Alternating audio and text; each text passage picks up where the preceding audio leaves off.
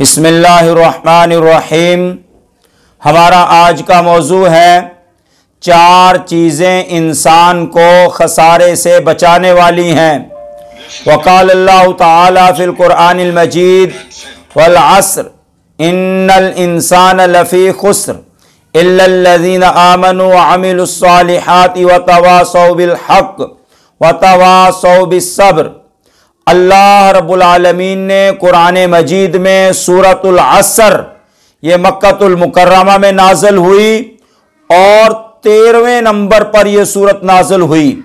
इससे पहले 12 सूरतें नाज़िल हो चुकी थी। इसके 3 आयात और 1 रुकू है। कुरान मजीद की कुल 114 सूरतें हैं। इन 114 सूरतों में से 3 सूरतें ऐसी हैं कि जिनकी 3 आयात हैं। एक सूरतुल असर है, एक सूरतुल कौसर है और दूसरी सूरतुल नसर है।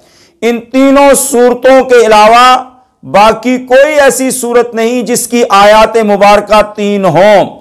और फुकहाए कराम रहमतुल्लाह अलैह ने फरमाया है, नमाज में कम अज कम 3 आयतें पढ़ेगा तो नमाज सही होगी, या एक आयत करीमा इतनी लंबी हो जो 3 आयत मुबारका के बराबर हो जाए।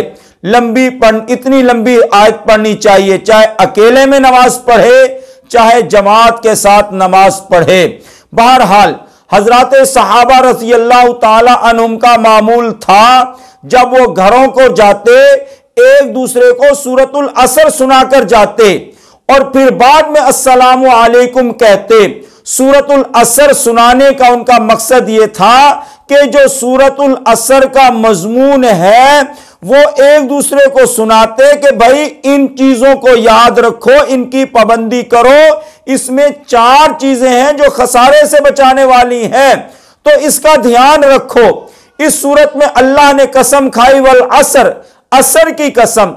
असर का माना जमाना, इससे मुराद वो जमाना जो रसूलुल्लाह सल्लल्लाहु अलैहि वसल्लम की नबूवत से पहले गुजर गया, या असर से मुराद नमाज असर का वक़्त है, इसलिए कि इस वक़्त में रात के फरिश्ते आते हैं और दिन के फरिश्ते ड्यूटी करके वापस चले जाते हैं।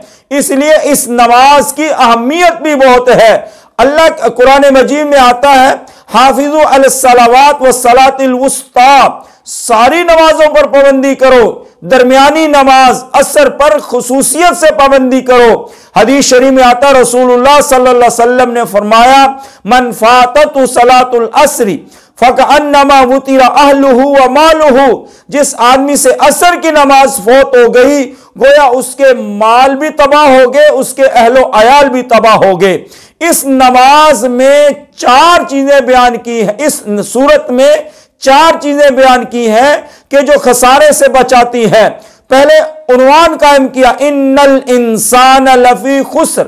अल्लाह ताला कसम खा के इरशाद फरमाते इंसान खसारे में है, लेकिन इनमें से 4 आदमी खसारे से बचेंगे। नंबर 1, इल्लल्लज़ीना आमनू, वो आदमी जो अल्लाह पर ईमान लाए।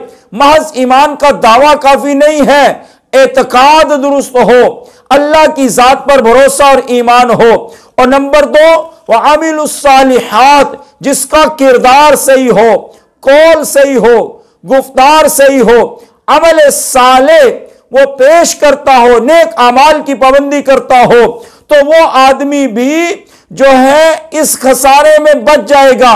और नंबर 3, व तवासौ बिल हक, एक दूसरे को हक की तलकीन करते हो कि भाई एक दूसरे को वसीयत करते हो, हक पर रहना भाई, अच्छे अकीदे रखने हैं, बुरे अकीदे की तरफ नहीं जाना, इबादत को नहीं छोड़ना, हराम के करीब नहीं जाना। जैसे मैं आप हजरात को कह रहा हूं, तो सुनने वाले देखने वालों तुम्हारे जुम्मे भी है कि तुम भी जिसको मिलो तो उसको ऐसी तलकीन करो कि भाई सच्चे अकीदे को छोड़ना नहीं, इबादत को छोड़ना नहीं, हराम के करीब नहीं जाना, झूठ नहीं बोलना, और ये काम जो बुराई वाले हैं नहीं करने, इस तरह की तलकीन करने वाला भी खसारे से बच जाएगा। नंबर 4, व तवासौ बिस्सब्र, एक दूसरे को सब्र की वसीयत करते हैं। वसीयत का माना ताकीद से हुक्म देते हैं कि क्या हुक्म देते हैं? ईमान पर कायम रहना है, हक बात पर कायम रहना है, हक कहना है, सच कहना है। जाहिर बात है इस पर तकलीफें तो बड़ी बड़ी आएंगी, लेकिन वसीयत करना कि भाई जब तकलीफें आए हक बात कहने पर, अमल करने पर, तो इस पर सब्र करना है। तो खुलासा इस सूरत का यह हुआ, 4 चीजें खसारे से बचाने वाली ये हुई।